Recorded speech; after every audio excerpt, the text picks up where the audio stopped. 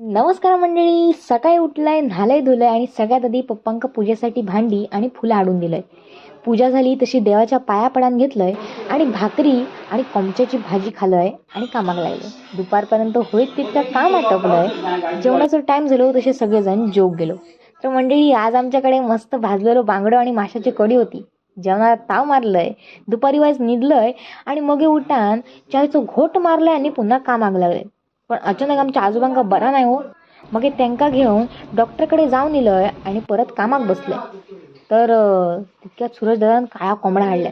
म्हणजे आज आमच्याकडे वाटता गावठी कोंबड्याचा चिकन असता. मस्तच मजाच झाली. काम आटपलंय, जेवणाचा टाइम झालो तो सगळ्यात आधी आजोबांका औषध आणि गोळी भरान दिलंय आणि मग सगळेजण आम्ही एकदम जोक बसलो. मस्त गावठी कोंबड्याचं रस्सं पिलंय आणि गोष्टी मारीत मारीत परत आम्ही सगळेजण कामाक लागलो. 12:30 वाजले तशी मीच योग लागली हो. म्हणून मस्त कॉफी कडक केलंय, ती कॉफी पिलंय आणि परत कामाक लागले. नंतर मध्यरात्री 3 वाजासर आमचा सगळ्यांचा काम आटापला. तसा काम आटपून सगळेजण आम्ही निजाक पळालो.